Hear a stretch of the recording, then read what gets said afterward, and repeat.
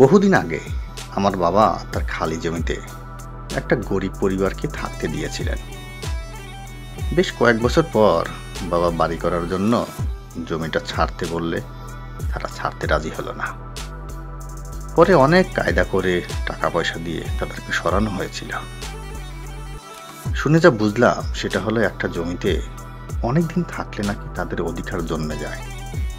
আমি তো অবাক। দয়া করে থাকতে দিয়েছে, কোথায় কৃতজ্ঞ হবে সেটা নয়, উল্টো দখল করে বসে আছে। ভাবলাম জমির ব্যাপার তো, তাই লোভ সামলাতে পারি। আমি যেখানে থাকি সেখানে একটা রিক্সাওয়ালা আছে আমার দেশে। বাজারে সে থাকলে আমি তার রিক্সাতেই আসি। বাজার থেকে আমার বাড়ি পর্যন্ত ভাড়া 40 টাকা ফিক্সড, তবে আমি নিয়মিত 50 টাকা দিতাম। একদিন আমার কাছে খুচরা 45 টাকা ছিল, ওই টাকাই দিলাম। টাকাটা দেওয়ার সাথে সাথে একরকম চিৎকার করেই উঠল, আর 5 টাকা? আমি কিছুক্ষণ চুপ থেকে বললাম, ভাড়া তো 40 টাকা, বাকি 5 টাকা ফেরত দেন। লোকটা হেসে বলল, না, সব সময় 50 টাকা দেন, তাই বললাম। ভাবলাম থাক, গরিব মানুষ তো, তাই এমন করলো।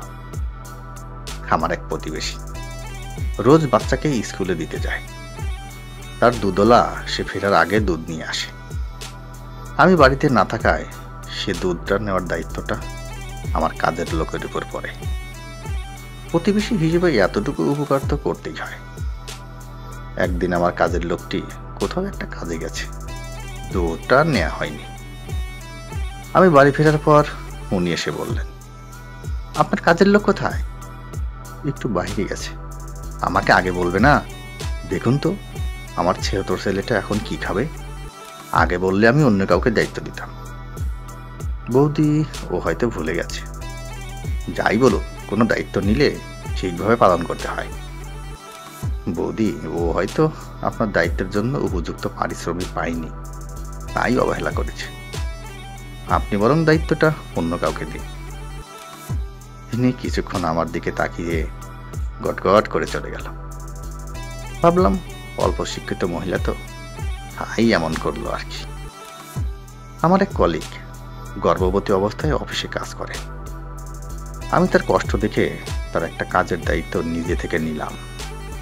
সে মাতৃকালীন ছুটিতে গেলেন, তিনি ফিরেও এলেন।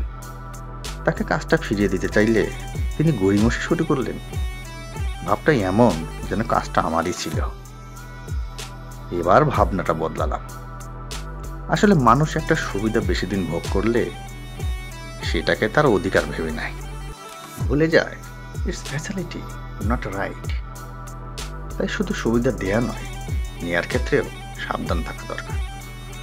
হিউম্যান বিহেভিয়ার খুব অদ্ভুত, এটা প্রায় সবার ক্ষেত্রেই কাজ করে।